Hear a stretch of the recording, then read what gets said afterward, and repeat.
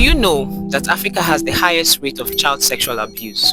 This month, we are creating awareness around sexual abuse. In Shake That Table for this month, we will be sharing a real-life experience of someone anonymous. We also got an actor to voice this person, just for the sake of anonymity. Please do well to subscribe, share, like, and most importantly, comment, because we all should be a voice in this case. Let's get to it.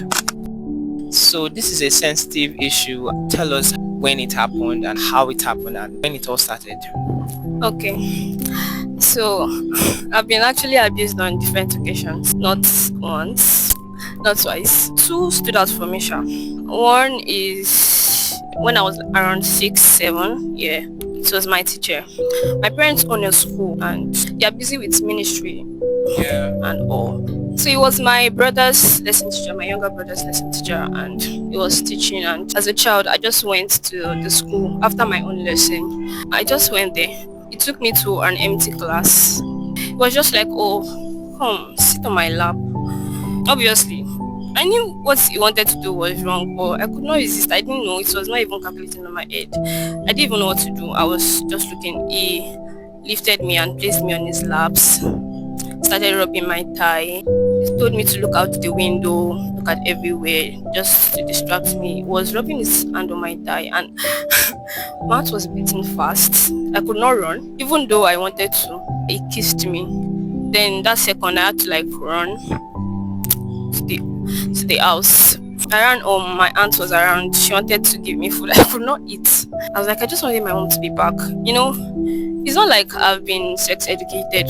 It was one of the things that actually even affected me. But I know whenever we are watching movies, my mom would be like, okay, this is a kissing scene. Close your eyes. I thought the only thing about abuse was just kissing, and I knew that it was bad.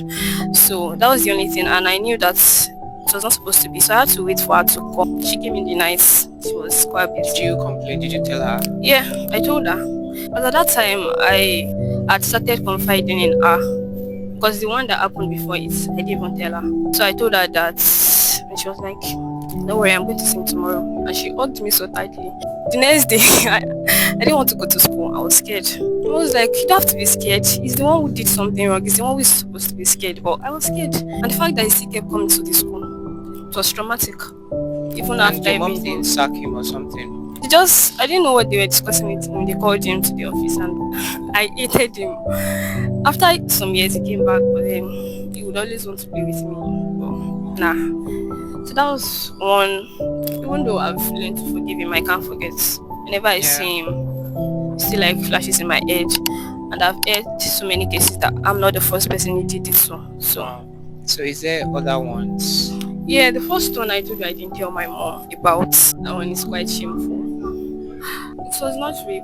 I think God helped me to escape rape even after so many things like that. This one was recurrent. It happened over and over and over again. Our place is a new site. We moved because of ministry from Lagos. Barely saw my dad, maybe in the night, and he was this strong-faced person. Now he has changed. So I could not communicate with him, neither could I with my mom because she was busy with work too. So after school, neighbors come to our house and just play around. And we had all this Egbon Ajibola, all these people that will come.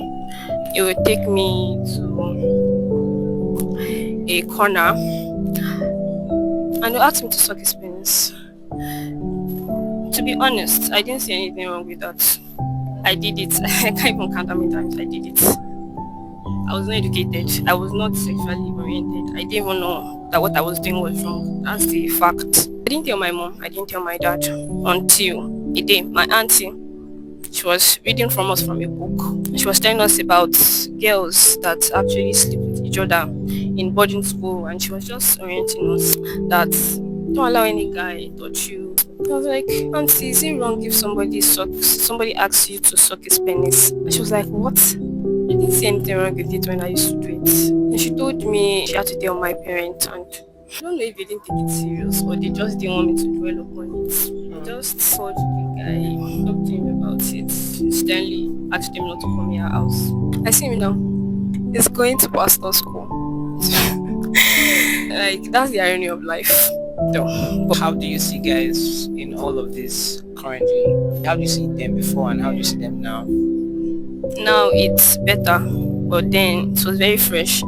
Can never ever forget. I hated guys. Let me be honest. Even my secondary school, I can't count how many guys I've slapped. If you try to sense with me, I'll slap you. Did you also bother seek help? Like therapy?